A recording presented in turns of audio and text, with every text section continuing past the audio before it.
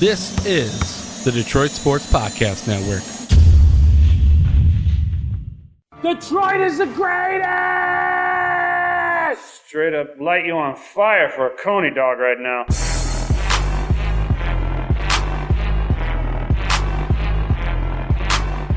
Darren McCarty comes back with Neiman in front of him. McCarty draws. McCarty in. McCarty scores! A magnificent goal! Darren McCarty!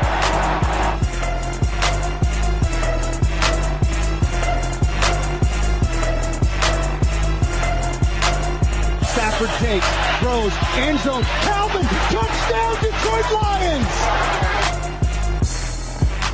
Yeah, what up, everybody? It's episode 100 of the Motor City Sports Rant on the Detroit Sports Podcast Network. I am Jason Jarvie. Follow me on Twitter at Jarvie the King. We've been going for over 100 episodes now. I haven't been on all of them. I will admit that, but it's been quite a ride, and with me through it all is my co-host, John, the Doc Macaroon, the executive producer of the Detroit Sports Podcast Network, the phone, as we so like to call him early on in the Motor City Sports Rant's life.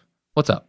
My homeboy Jason up in here. Great to record this podcast with you. I'm excited to sit here, have a conversation. I know some of the news that we're going to talk about on this fine podcast is not going to be great, but first and foremost, I definitely want to give you credit for committing to this project. I know that you got a lot of other things going on, but despite it all, doing this project with you, and even though Vinny is not with us anymore, doing it with him as well has been rewarding. It's been fun. I enjoy Tuesdays. I enjoy, the opportunity to sit with you, pick your brain a little bit, and to prove you wrong each and every week. And that's what I get to do, and it's great. And to have you part of the network, it's great because you are also a great producer. You're a great, music editor. And when I need something, I just go, I know if I need something, I'm just going to go to Jason and say, hey, help me out, and you're right there. But one thing, though, I asked that I have not gotten, I'm a guy that loves mock drafts, and I said, Jason, I liked your first one. It was pretty good. I sunk my teeth into it, but version 2.0, where is it, man? Yeah, I know. Friday you came out, you gave me a text, and you're like, hey, 2.0 this weekend. And at first I was like, 2.0? 2.0 what? And he's like, 2.0 mock drafts. I'm like, oh, yeah, I got some time over the weekend, so I go in to the radio station on Saturday. I'm like, I'm just gonna knock this out. I got 5 hours here. I got more than enough time to do that. It's not that easy. I was very involved in what I was doing at the station, and there's a lot of different issues I had to deal with. And for me to put out a really quality product, it's a lot of work. I think there's a couple different tiers of mock drafts. And I think it would be really easy to just go down a list and say, just pick players. Browns are going to take Myles Garrett, and, the 49ers are going to take Mitch Trubisky, and not give any explanation at all. And I think that's the lowest tier. And right now, I'm working on giving you a little bit more insight into what these teams are going to do. And I think that's kind of the mid tier. I'm working on it. I will have my mock draft 2.0 up sometime this week, and then right before the draft, I'm gonna hit you with a 3.0, and that's I'm gonna dive deep in. I'm gonna go into every single pick. I will look at each team, who they picked up in free agency, and who they really need to pick. And I'll probably still get every single pick wrong, except for the first one, because if the Browns strike out on Myles Garrett, they really do deserve to be the worst franchise in the NFL. Man, a lot of things going on with the Detroit Lions. I know that people are speculating. Bob Quinn did address the media on Monday, kind of talking about why DeAndre Levy was let go, kind of talking about where he's, they kind of are speculating in terms of, is Joe Mixon still on your board? People do want to know kind of and start to get some more insight into where the Lions are leaning. You would think, though, that just based upon the moves that they've made, they're probably going to address defense and then probably look to get a running back in the draft, maybe second or third round. That's where you get the most value. I think in the first round, you do have an opportunity to get an impactful defensive player, and I do think that it might be Taco Charlton. It might be Jabril Peppers, but I don't think so. My thinking is it's going to be along the lines of an end, potentially along the lines of a Taco Charlton. I think that's the guy that seems to fit, and many mock drafts have the Detroit Lions taking Taco Charlton. So I guess we'll start there. Let's talk about the Detroit Lions a little bit and talk about the direction and where how we are seeing the Detroit Lions. And later on, obviously, we'll talk about the Michigan State presser that happened on Tuesday, and we got to talk about the epic collapse of the Detroit Pistons, because what's happened is kind of good in terms of the long-term health of the organization. They are tanking, but the perception is really bad because the players have basically given up on Stan Van Gundy, and we'll talk about the future of the Pistons in the second half of this podcast. But with the Detroit Lions, the news has been pretty good for the most part. Bob Quinn has done a good job in terms of how he presents information, in terms of what the draft strategy is likely to be. In terms of what he's done in the offseason, many people will say the offense has been addressed pretty well. You got, the marquee offensive lineman in TJ Lang. You've improved the offense in a lot of different ways. Many people are looking to say that, and their commentary is the defense still needs more impactful guys. And that's what I believe. I believe that the strategy was, let's spend some free agent dollars on the offense, and we're going to hone in and sharpen the defense and improve it significantly through the draft. And what Bob Quinn's been able to do in the first draft that he put together was unbelievable. You got some impact guys. I mean, Adam told me. You pretty much fixed the offensive line with that draft. Yeah. With Taylor Decker and Graham Glasgow. Yeah, and then Kerry Hyder just came out of nowhere. Adam asked me, did you know who Hyder was before last season? I said, hell no. And he's come out there and been a guy that out of nowhere, I believe was undrafted, came in here and they found him and he had impact. That's what the job is for Bob Quinn. And I think that right now, the momentum that he has is pretty solid. I do think, though, that the Mixon talk is kind of putting a little damper on what people think about Bob Quinn. And the thought that my wife even told me, she's like, how could the Lions draft Mixon knowing that the owner is a woman and the majority of the upper management that is advising Martha Ford are women? How could they bring Joe Mixon into this mix? I know it'd probably be something that's spun as this is a talented guy that's going to help this organization. But in my opinion, in looking at it, I know I've said in the past that I would like guys that maybe have some thuggery in them. But in this situation, because when you have two daughters and they get older and you develop a bond with them, you start to look at things a whole hell of a lot differently. And I go, he may be talented. He may be an individual that could help the Detroit Lions in the running game, but I would just pass because the risk is a little bit too great in terms of if he slips up, then you got a guy that you've wasted a first or second round pick on, and he's not going to help you. So I would pass. That's where the risk is, though, with Joe Mixon. If you're spending a first or second round pick on him, then yes, that is a very high risk. You're getting into the Titus Young territory where he was a complete bust, a complete head case. But once you start getting in the third, fourth round, if he's there, he's a talent that it's going to be hard to pass up at that point. When you're a team that has not won a playoff game since the 90s, the beginning of the 90s, you need to get any and all talent you can.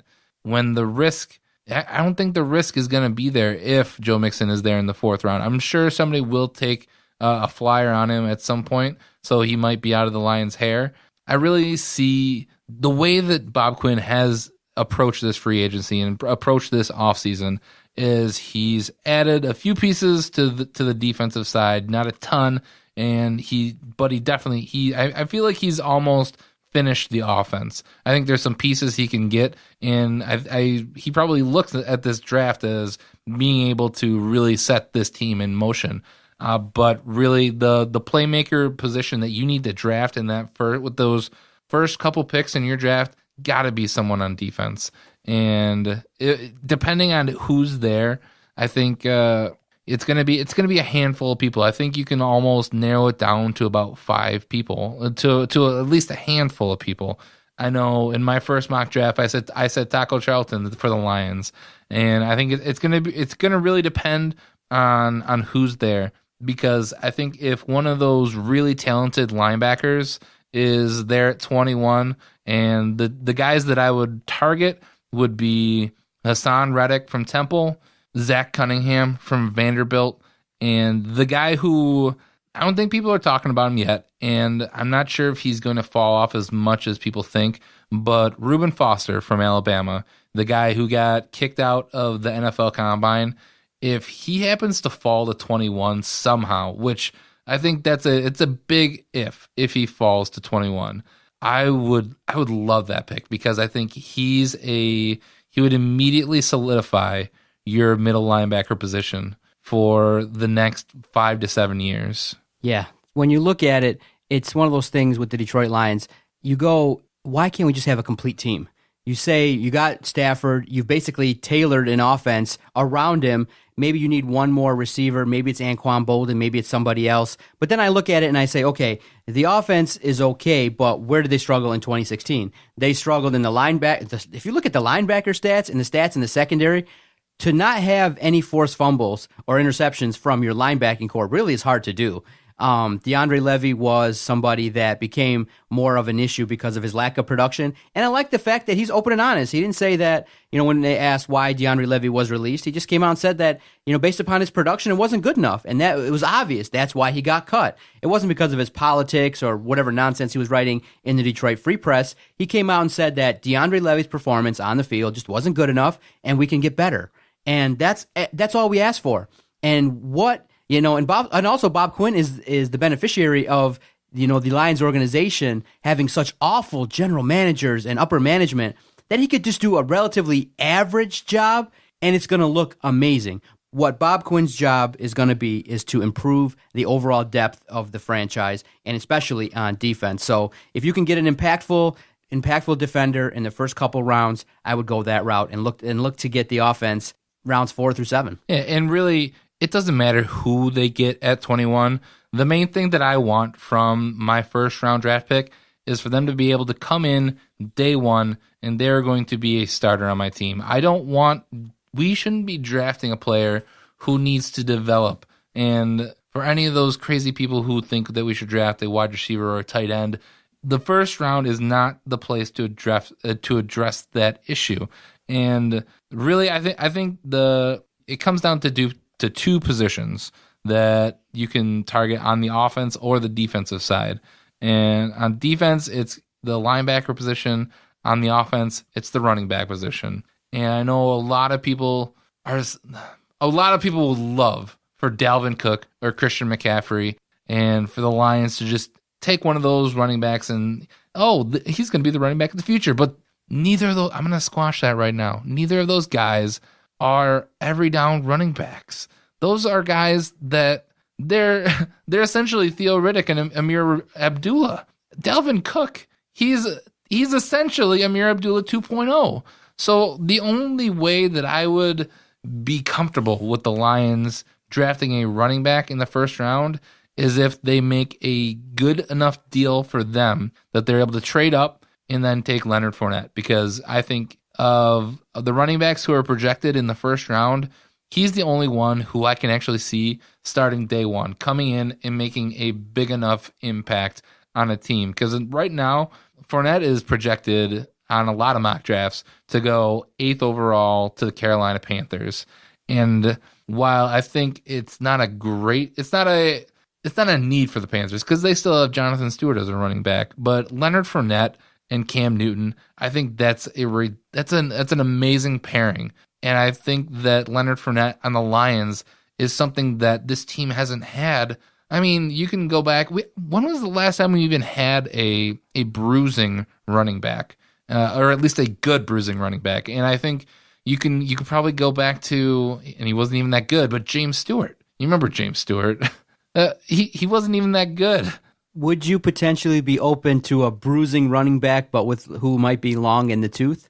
Many people are speculating that there's still free agent dollars, and as time passes, that the Lions might be still strong contenders to land Adrian Peterson. At his advanced age, could he, at the right price, would you be devastated, happy, thrilled, or really frustrated if the Lions end up signing Adrian Peterson, AP all day? I mean, it really would have to be for the right price. You cannot sign that guy for like a $10, $15 million deal. He he is past his prime. How far past his prime, we don't know yet. He could come out next season for any team, and he could go for 1,200 yards and 13 touchdowns. But he also has the ability to blow out one of his knees. He's blown out both of his knees.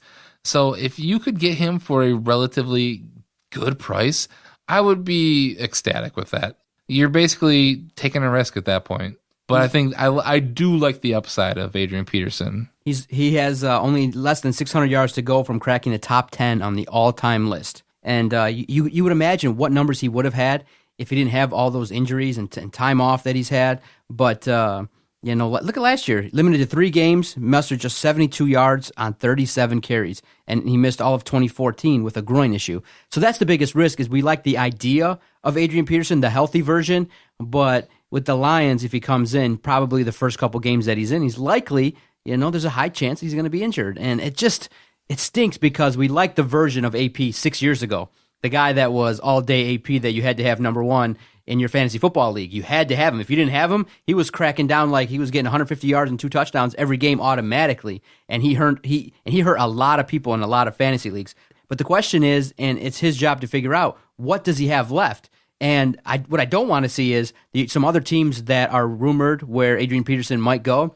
They say potentially Dallas could be a suitor, that they have always had fondness for Adrian Peterson. But the team that I don't want to get Adrian Peterson is the Green Bay Packers. Oh, that'd be tough because worse night because he'd obviously might go flourish to Green Bay and he'd be the best thing ever. He'd win a Super Bowl, and that's Lions logic right there. Because he's going to go to another team in the NFC North and he's just going to continually punish you. Which what makes it interesting that the Lions are still on the list is that Adrian Peterson said he wants to go to a team that's close to winning a championship. So you would think maybe Dallas, New England, Seattle, you would think other squads might vie for his services, Green Bay. But the Lions, they made the postseason. But when I look at it, I just say AP probably is not going to be a Detroit Lion. Well, that would lead me to believe that if he wants to go somewhere that's a championship caliber team, then the Lions are looking to overpay for him, which, I mean, I get it. It's not our money. They can spend their money however they want. But if it's taking away from, depth on the defense or, some better depth at wide receiver or really anything that could just really help this team and isn't a huge risk, then it would be a waste. 100%. No, I agree. I think that, Adrian Peterson would be a very interesting signing and one that would probably garner favor early on. But then when he got to the field and his production, I think that you're probably still better suited to roll out with Theo Riddick and his wrists and Amir Abdullah and his fumble problems and his, foot injuries. I'd rather get in on the running for to get Beast Mode out of retirement. There was some rumors that he might come out of retirement, but he's obviously not going to come to the Lions. And we'd have to deal with the whole issue that the Seahawks still own his rights. So overall, you're impressed with Bob Quinn. You think that this draft, he'll go out there and target the needs for this team and really help them because the schedule's tough. This upcoming schedule for the Detroit Lions is no easy feat, and they got to play really well on both sides of the ball to make this happen this year. I think if you look at it logically, I think he's set up this roster to draft what we actually need. Now, if he goes out and he drafts a Dalvin Cook or Christian McCaffrey, or God forbid he drafts John Ross or O.J. Howard, then I think all hell might break loose. I still remember when we drafted Eric Ebron, and I was in class with Adam, and I think he actually might have thrown his laptop out the window. Yeah, that's all we can ask for is a professional draft. We go, who is the guy? Who's this impact player? Do you think Dalvin Cook's going to have a solid NFL career? I look at him and I go, man, he's better than Amir Abdullah, but is he going to be one of those guys that's going to be able to handle the... See, the NFL's changed, and you've seen it. There's not too many running backs that are going to get 20, 30 carries. And I think what the Lions fans want, and when I start to think about it, we want our version of Ezekiel Elliott. Right. The guy that the guy that we can give the ball to, that can take it to the house and build a line and do some things to bring a little bit of excitement. And Leonard Fournette is that type of running back. That's why he's the only guy that I would actually look at in the first round for that role. Dalvin Cook, he could be a good NFL running back, but he's going to be in a running back by committee. There's no way he's going to be a feature back anywhere. You look at what the Atlanta Falcons did with Devontae Freeman and Tevin Coleman. They have two really good running backs, and it works for them. And that's really where the NFL is working. There really aren't those true bell cow running backs. The days of, Eddie George and Steven Davis and even Adrian Peterson, LaDainian Tomlinson, those guys carrying the ball 30, 40 times a game. And it's just not, it doesn't work that way. It's more of a passing league, and you need to be more available. So that's why Christian McCaffrey, Dalvin Cook may have more success early, because they can do more stuff. But I really think Leonard Fournette would be I don't know. I think I would put my hat in for him to be the rookie of the year this year, the offensive rookie of the year. Before we take our first time out, you following along with this whole Oakland situation, the fact that most likely they are going to move to Las Vegas, which would make 3 NFL franchises, having relocated in the last 12 months. It's one of those things when I look at it, I say, wow, the city of Oakland, they might still have to play there for this year and maybe next year. 2 more years. And they are honoring that if you don't want to support the Raiders anymore, you can get a refund. But how do you play in front of fans when they all know that you basically don't want to be there anymore and that you want to go to this new location in Las Vegas? It's one of those things where I get it, but I don't like to be hit in the face with the fact that the NFL, really, the majority of it is money. It's just they knew the owners voted on it. They decided that it's a great move. Well, of course, all the owners get a check for $50 million. Exactly. So how are you going to not vote on it? But you really look at it, and the thought that I had was, the way I started to frame it was, could you take the Lions not being around for 3 years? Let's say for 3 seasons, there's no Detroit Lions, but when they come back, they're a championship level squad. Could you be without Detroit Lion football for a significant period of time, knowing that if they do come back as an expansion team, similar to the Baltimore Ravens, that they could have some success? Could you be without them for 3 years? If you could absolutely 100% guarantee me that when they came back, did they get a ring like Baltimore? Would get a Super Bowl ring, I would gladly do that. But that's the thing. That's never guaranteed. The NFL, it's all about parity. And I feel bad for those franchises, St. Louis, San Diego, and now Oakland. They're losing their teams, and it sucks. But yeah, because if the Lions were to leave, where would they logistically go now? They're not going to go to St. Louis, Mexico City. London. You boys like Mexico? The London Lions, they got a lot of fans in London, and we got a lot of fans that support. I was still shocked that there are fans that had their pick of the litter. It wasn't organic. We have like a half a dozen fans from London that tweet me regularly, and I ask, how did you come to like the Lions? And they tell me that we surveyed the landscape, we watched some football, and a player or two, caught their attention, and now they're lifelong Lions fans, and they suffer, and they tweet us from overseas like, I can't believe I'm staying up to watch this, or I can't believe this is what's going on, when they play on Monday night and don't play well. But it is interesting that maybe in the next 5 years there might be a team overseas, but I don't see it being viable with the travel and stuff like that and the support, because it's too much. The Puerto Rican Lions. Look at you. Let's take our first time out. Episode 100 will continue. Got to talk about our Michigan State football program. Mark Dantonio had a conversation with the media earlier on Tuesday, and you and I definitely have to weigh in on it, because it's one of those things when we looked at it, we said it's he probably did more harm than good. And we'll give our thoughts coming up next on the Motor City Sports Rant podcast.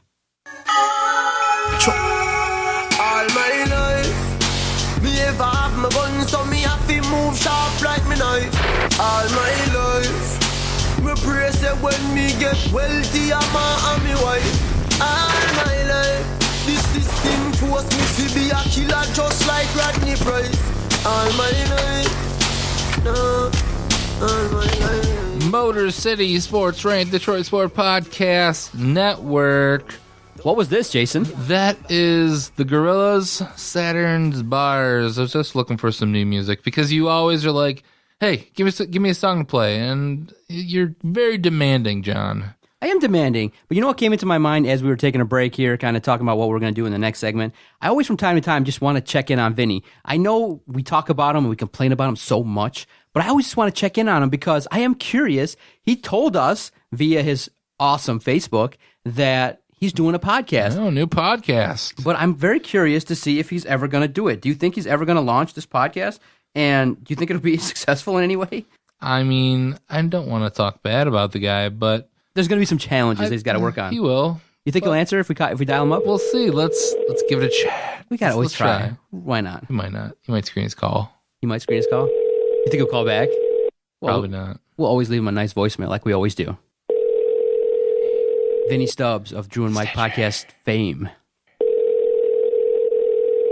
Probably like, who is this? See, he won't even pick up for his boys. Shame on him. Oh, Please leave your message big time for 2. See, he won't even pick up for his boys. 1. Big time in us, man. Vinny, this is the Detroit Sports Podcast Network. We were hoping that you would pick up the phone. We are recording episode 100. You remember that old show you used to be on? Started in January of 2014. Now we're doing it, or I think 2015. Now, big time, man. We hit episode 100. We'd like to talk to you, but if not, we wish you and everybody here at the podcast wishes your new podcast venture great success. We're just wondering when the hell it's going to drop because you teased it, and we get all excited, and I search your name in the Facebook toolbox, and I don't get to see it, man. So call us back if there's an opportunity to talk to you. We'd love to hear how the hell things are going with you. Sir? Hit us back, Vinay. V. Steezy. Oh. Didn't answer the phone. What are you going to do? There's nothing we can do because obviously he's not picking up his phone, John. Man. So now we just have to go into more depressing things and talk about the Michigan State Spartans football team. Tough, man, because obviously you and I are big, huge Michigan State supporters, and this whole investigation is just dragged on. And obviously some news is going to develop because Saturday is the spring game.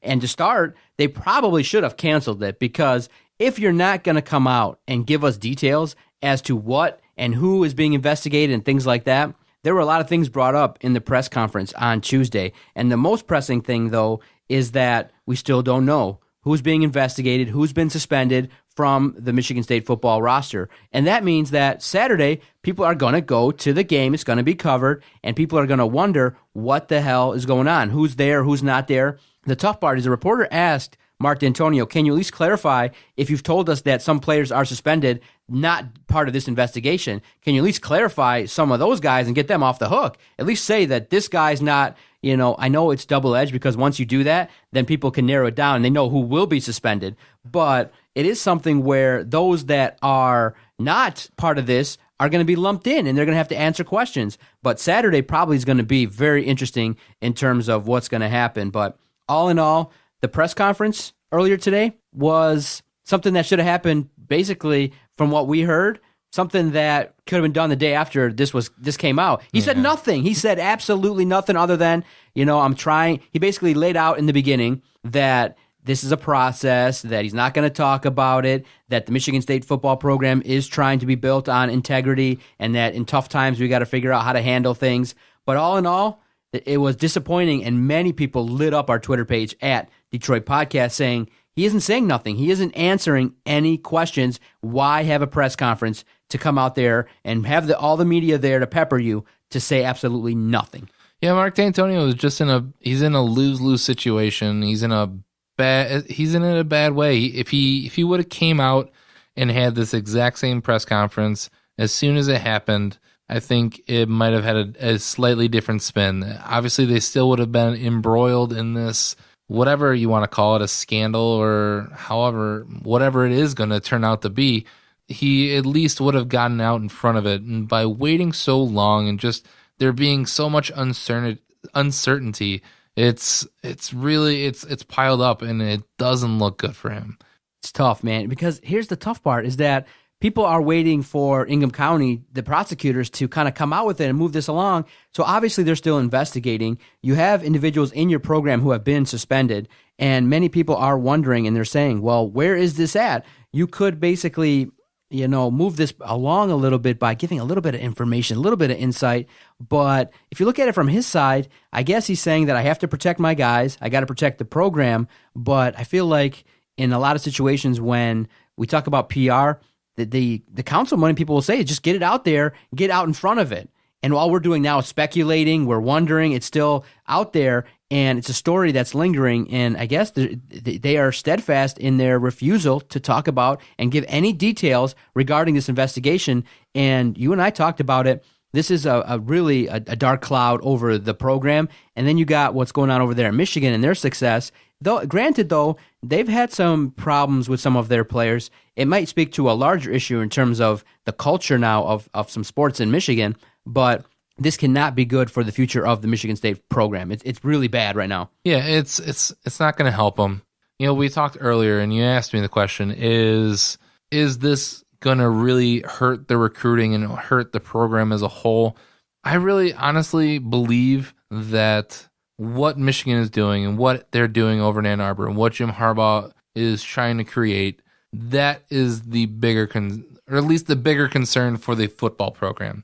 Obviously, whenever the investigation is done, they need to immediately take action, make amends, do whatever they need to do to get right. And then at that point, then you can start really worrying about the effects that's going to have on your recruiting class. But it's, the Spartans, they've had this issue, and, they had players in years recently that, they were suspended, and we didn't get any information about that. I think one of the most recent would be Max Bullock, the star linebacker for the Michigan State Spartans.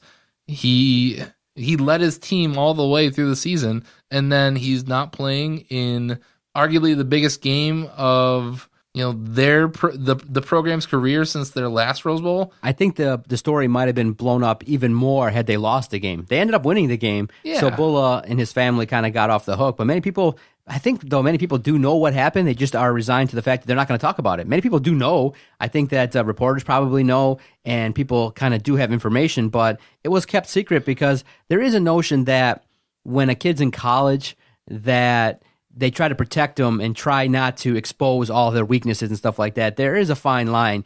Whereas when he became a professional athlete, you would wonder if people have asked him and whether or not he would comment on it. But to look at it like this and say, wow, Michigan State does and is able to keep things tight to the vest. But that's just the way it is with all sports teams, with information. A lot of people are trying to keep a lot of information closer to the vest. But the way I want to look at it for this is that, do you view Mark Dantonio and the way he's running this program a lot differently when an allegation like this happens? Because the part that many people are starting to wonder and speculate about is, what did Mark Dantonio know? What is on his phone?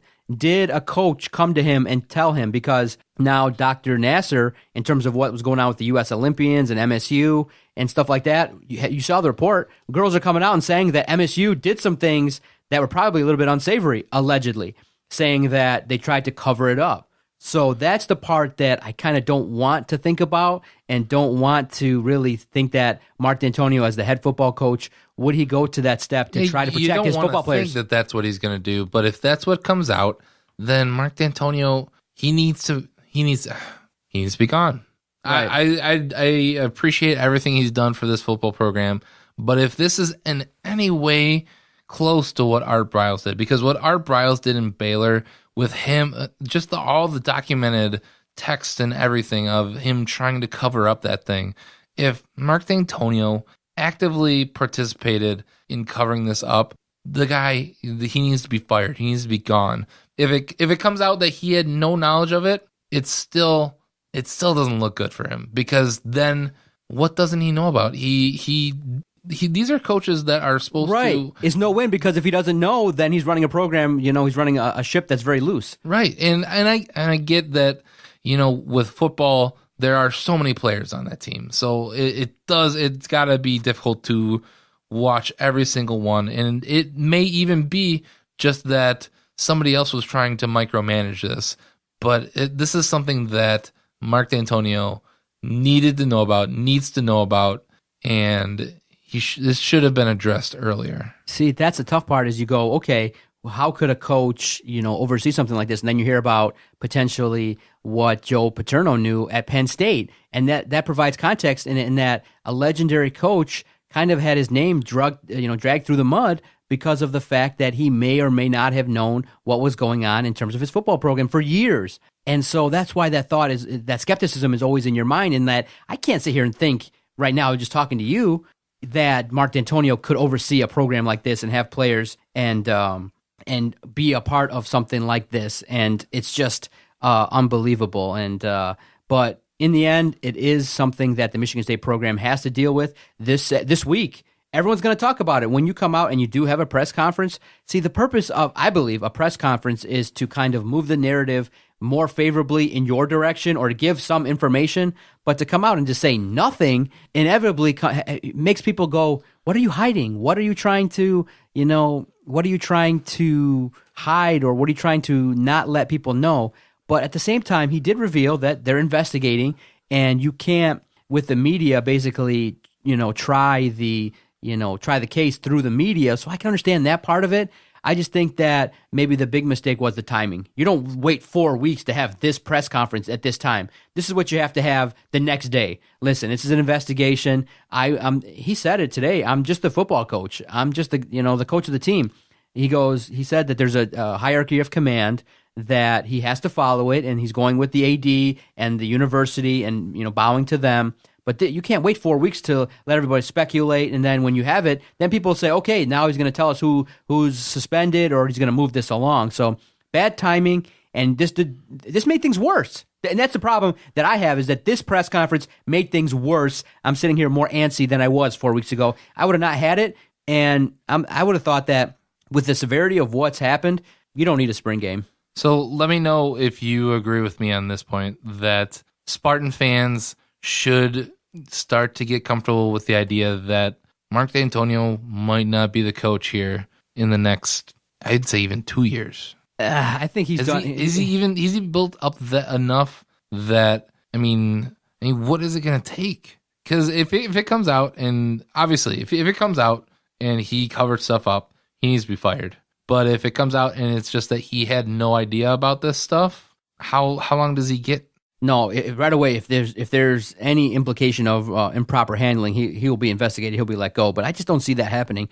I think what's more challenging is the question of how is he going to compete with Michigan, because that train's going full speed ahead, and Michigan State has slowed down a little bit. Their momentum is low, so he's got to do a better job of keeping the momentum. And the problem is, though, when it comes out, if the names, because I do have names that I have asked around potentially that could be involved in this. I think I've heard those names that you talked about. Right. And if those names are, in fact, those guys, then you're going to have a problem. You're going to have a problem because the product on the field, you could be looking at 3 to 4 more wins in the next upcoming year. So we have to cross our fingers that if this didn't happen, that we, not to really, shame anybody, but we have to hope that this investigation, the best case scenario is it's just the players engaged in misconduct, or they're not guilty and nobody in the organization knew about it. Because if there's any, the cover-up's always worse. I mean, the best case scenario here is that nothing happened. But there wasn't anything. No, but that's not good either, because then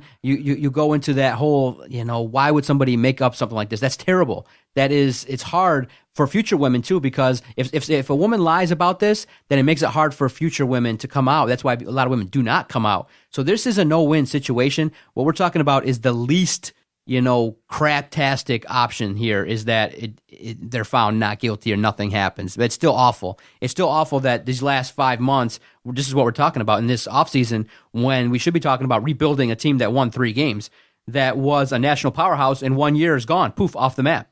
I'm just not sure. Depending on the severity of what's going to come out, I don't see how Mark Dantonio can stay as this head coach. I wouldn't even be surprised if he just flat out retired from football in general. I mean, the guy's had issues with his heart. Yeah, I think that if he is not involved in this, then he's done enough, to take Michigan State from where they were to where they are, that he's kind of like Tom Izzo, in that he's going to be able to kind of dictate a little bit and go on his own terms. I mean, if you have back-to-back 3-2-win years, that will facilitate a departure much faster than something like this, where if he has nothing involved, because it's not a good look, but it's not a good look for the entire football program. But it's not like it's exclusive to Michigan State. This is a problem nationwide, like we talked about earlier. So it's a big problem, but it's not exclusive to Michigan State and Mark Dantonio. It's touched everybody. And that's the next step in this, and how this evolves is you got to get to these athletes and say, hey, listen, don't put yourself in these compromising positions. Do not allow yourself to be in this type of situation. We know that, you might draw attention from women. You know that you're going to party late at night, but nothing happens good after midnight. And get home and do not, put yourself in situations that are going to get you in trouble or affect the program. Your job is to be a college football player and to be an athlete, not to be a troublemaker or a party or someone like that that's going to be a negative influence to the community. You have to instill in these people that you are part of the culture here at Michigan State. And when you do something like this and get this kind of attention to yourself, it's negative for you, it's negative for the university. It's just something we don't want here. So it's unfortunate all the way around, man. It's tough to talk about too. It's so tough to talk about, and I'm done talking about it right now. Let's move on to something even. Let's hold somebody else accountable. You know who you want to hold to the fire? Let's blame Stan Van Gundy. Yeah, let's fire him. Let's go on to something even more depressing. Maybe even not as depressing, but more infuriating. The Detroit Pistons are in full free fall mode. You're a dick. I'm not being a dick. I'm pointing out the obvious. What, they've lost 6 of the last 7? With the Pistons, they, a lot of people are tweeting like, I watch, I'm crazy. I don't want to watch that product that's garbage on the court. See, I'm crazy, and I can admit that. I watch anything. Like I told Adam, and we say the same thing. I would watch 2 turtles if they were racing because I like to watch competition. But many people are like, the Pistons lost to the Knicks, didn't watch it, didn't care. And I'm like, really?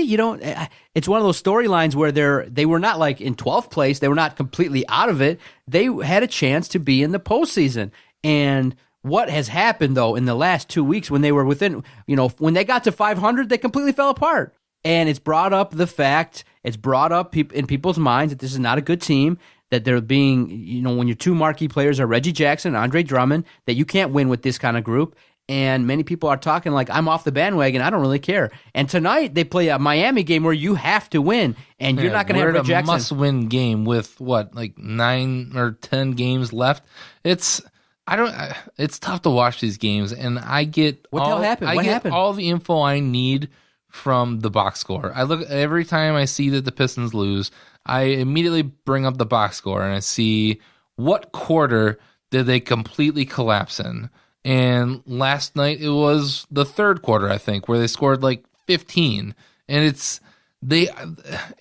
was close at the half, and so that leads you to doesn't make sense that they're always good to just completely go ice cold and not be able to score a basket or defend in a quarter. And this team, it's not working. I'm not sure if it's Stan Van Gundy has lost the team. I'm not sure if it's that they're just not that good. I know that I'm tired of seeing this, that they were able to claw and scratch in the playoffs last year. And we were talking over the offseason that this is going to be a team that's actually going to compete in the Eastern Conference this year. We could actually be looking at hosting a home playoff series, getting into the 4th seed of the playoffs. And now we're completely just backing out of the playoffs because our star players can't do anything.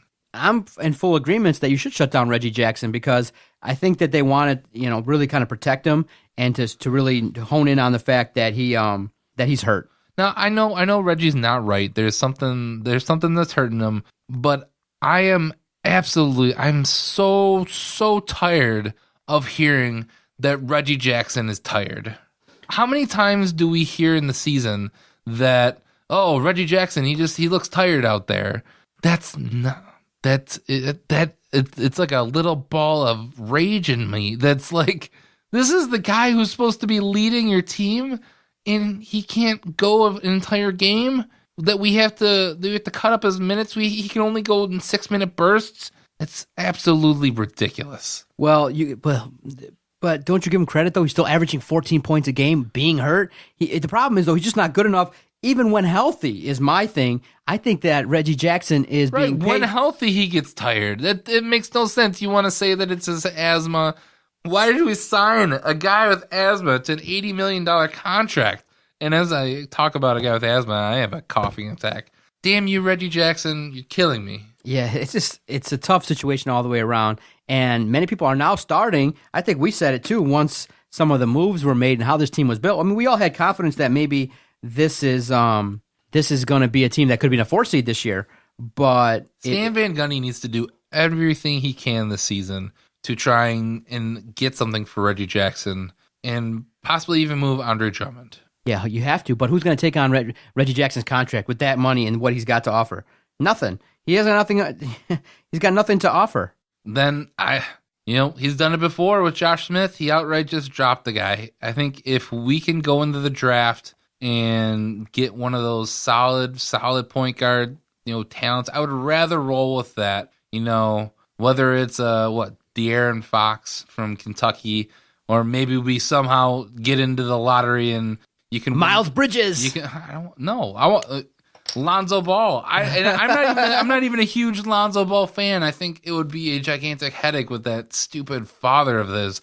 But I would rather go with that and have somebody who is going to play his heart out than go with what we know with Reggie Jackson, who's going to get tired after playing for 6 minutes. And a point that I brought to you was this is not really a bad thing in that we wanted the Pistons to tank to move up. And so, but to see it this way in terms of the lack of effort and the lack of consistency to play a solid 48-minute game, and Stan Van has run out of answers. He has no idea how to fix this issue. And so that's why many people are a little bit jittery and frustrated with this, is that do you want Stan Van to lead this to come back? Because he already put together Team 1, and this collection, flush it down the toilet. This is not moving forward. There's going to be changes. You have to legitimately, at this point in time, ask the question, should Stan Van be fired? And then it leads you then to believe, because his job is going to be to decide if the Nets offer KCP a max deal, whether to match it or not. And I would say that based upon what I've seen this year with KCP, it's only a 38-win team on average the last couple years. So without him, hell, you might then facilitate the tanking job in the next year. Tank your first year at the new arena and get the superstar in the after next year's draft. Get the superstar if there's one there. Get the superstar, tank 1 year. People will understand. They'll know, okay, the Pistons are tanking. They are going to, have an agenda to lose, and they'll get the first or second pick, and hopefully they can then, in year 2 of playing at Little Caesars Arena, you have a draw. So, in essence, I wouldn't pay to see Reggie Jackson or Andre Drummond play. I wouldn't pay to see that. I wouldn't pay to see KCP. Out of my hard-earned dollars, I went there once this year with free tickets. Yeah, it's just entertainment-wise, just counting competitiveness.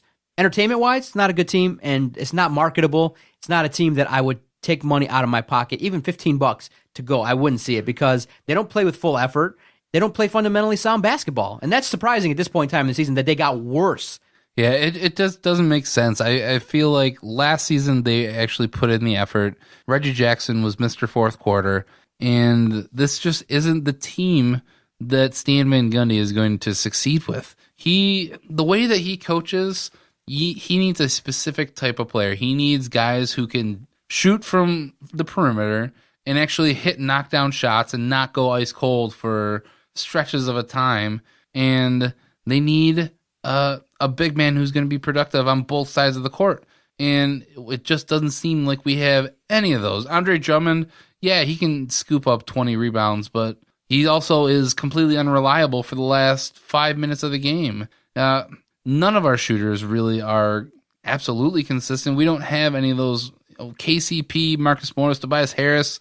They might be good from like 12 feet away, but when it comes time to actually knocking down a shot, we don't have one of those guys who can go out and just ball out. The guy who I wish we would have drafted, who I wish we would have drafted when we drafted Stanley Johnson?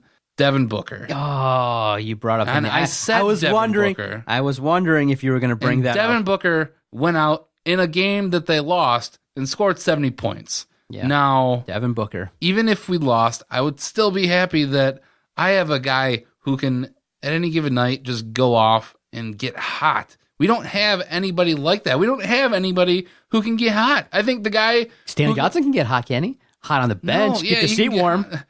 Probably the guy who can get the hottest would either be John Lawyer or Boban Marjanovic. And that's a bunch. You gave him a bunch of money to come garbage. here. Yeah. You paid him a bunch of money to come here, and he's a bench guy. So now I start to question, and it sucks that I have to question this so early into his tenure as our head coach GM. It's third year, isn't it? Stan Van Gundy, is he really the answer? No. I feel like, and I think we knew it coming in that his style needed a particular type of player. And I was all in that Stan was leading this team down the right path.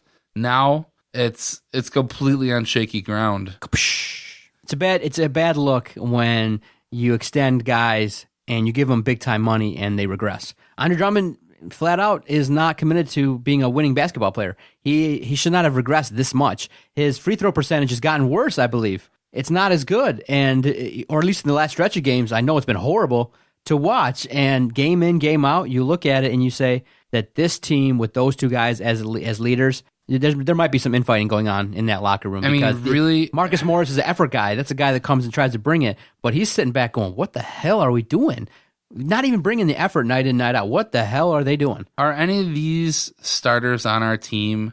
Would they be starters on Tobias top Harris teams? Tobias Harris, the West? You can work with. I would only keep a couple guys. I would keep Tobias Harris, Morris, maybe Morris on the bench.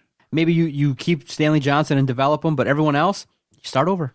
To build, and it sucks. It sucks because we're essentially flip flopping because we were all on Andre Drummond when he's good, but the dude, you can't build around him. He's not. Shaq was the guy. He's the big man that you can build around, and potentially because he can actually score. The way I look at it, maybe he wants to leave. Maybe he's realized that, you know what, this town's not for me. I'm not vibing in this cold ass city, and I just want, to play at a certain level and maybe play my way out of this town. And then when he goes to his next team, he just may need a change of scenery just to get around a new vibe and a new situation, because maybe there is a us versus them mentality where Jackson and Drummond are just like, we're not down with SVG and we're just going to ride it out and move along. But I'm kind of hoping that when the Nets, I hope they make that offer, make a huge offer, let KCP go, commit to tanking and commit fully. And I think that'll make me feel better about the Pistons if I realize what have we said throughout the course of this project? You need a superstar. You need a guy that can create his own shot and get 25 points a night that will be exciting and be a guy that we want to pay to see. And once that happens, you then can build around him. But you can't do that being 15th to 18th in the draft every single year. Being the 7th through 8th seed, if that's the direction you're at and that's where you are, the state of the Pistons is terrible. Yeah, it's terrible, Jason. It's terrible. Terrible. And, this is the team that we actually thought had a chance at the playoffs, and they're tanking. And a team that we thought was tanking, but they seem to have found, life again. Why? The Detroit Red Wings. Why? Overtime Warriors, huh? We totally thought that they were going in the right direction. They'd have a top 6 pick in this draft. And they're getting points night in, night out. I don't get it, and I am torn. Well, because I turn on for these late games, and I can't help but get excited to see that. Like Anthony Mantha's goal in overtime. Like I interrupted my wife as she was talking to me, and she got pissed off. But the goal that he scored, it was like, oh my god, I can't believe he just did that. And then to see the goal that Athanasio on the breakaway, I'm just like, blows my mind. Like, that's the talent that we have, and why haven't they been playing like this all season? Well, one thing that they did, though, they moved some players along, and that kind of has given some more ice time to other players. They're mixing and matching the lines and things like that. The top line was Zetterberg and Tatar and Nyquist. Now they're point-a-night guys. They're playing better. Tatar, you want to trade away a 20-goal scorer? Shame on you. A guy that... Shut up! God damn it, John. I'm gonna waffle. You should still trade away Tatar. Well, God, killing me. We should trade him away now because he's got more value, though. Thank goodness. Yeah. So stop. Don't ruin it this time. Y'all gave me crap about it last time, 2 years ago. Do it this time. No doubt about it. But the Wings, they could be eliminated as early as, I believe, next Tuesday in terms of their playoffs. But it's a scenario similar to the Detroit Pistons. They should tank and try to work their way up to getting a great draft pick, but it's not happening. They're winning, but it shouldn't affect them too much. They may use the additional picks that they have to try and maybe make a move and get some picks, but I'm not disappointed. They're showing fight. They're trying their best, and I'm excited to see what's going on with the Red Wings. I am excited to see what they can possibly do next season, because they finally seem to have gotten it together. And if they actually continue going with the young kids, they look pretty good, Anthony Mantha, Andreas Athanasiou, the Nick Jensen came out of nowhere. I just think that there is talent on this team, and maybe if Ken Holland is. I'm gonna stop now because Ken Holland isn't gonna fix this team. So we're probably gonna make it in the playoffs next year. So what I'm hearing is you're not happy with how this resurgence has progressed? I'm happy with the resurgence of the team. I am not happy with the management. And that's just how it's gonna be until Ken Holland either changes his act or he's gone. Because I think we're just gonna continue shooting ourselves in the foot if we don't get talent on this team. Okay. Enough talent. Because I think some of the players that we do, this is only, it's a short stretch of games that we're seeing, and there's no proof that this could actually last for an entire season. So that's what I want. I want somebody who can actually bring more talent, some more proven talent that can go along with our young talent, that can kind of guide them along, show them what needs to happen to actually win playoff series. Gotcha. Great podcast. Always enjoy Tuesday afternoons. Congratulations, the station that you're working on, 105.1 The Bounce, doing some great things. I enjoy it from time to time, and it's a great station, moving their way up in the rankings and the ratings, and you're part of that fine project, and you're part of this fine project as well, and keep up the great work. Yep. You're doing great things, sir. WMGC killing it with the ladies. Yes, sir. Oh, is that the demographic that's hitting right now? It's one of our main demographics that we like to hit. Hey. It's when we're trying to win, we're just trying to win. There you go. It's here to keep it competitive. For Jason Jarvie, the King, I'm the Doc, John Macaroon. This is the Motor City Sports Rant, available every Tuesday on the Detroit Sports Podcast Network, 100 strong. Hopefully, we can do 100 more. Great stuff, sir. We look forward to continuing this fine project. And if you like what you're listening to, just go to our website, DetroitSportsPodcast.com. Next week, maybe we'll talk about the Detroit Tigers and opening day and how they did their first game versus the White Sox. Episode 100. Let's keep it going. Peace.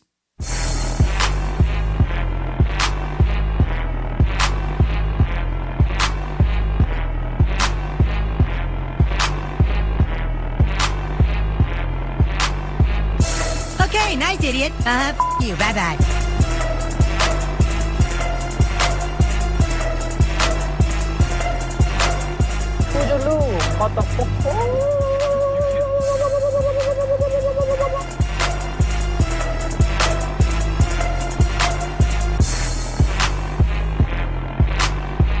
Good day, sir. I said good day.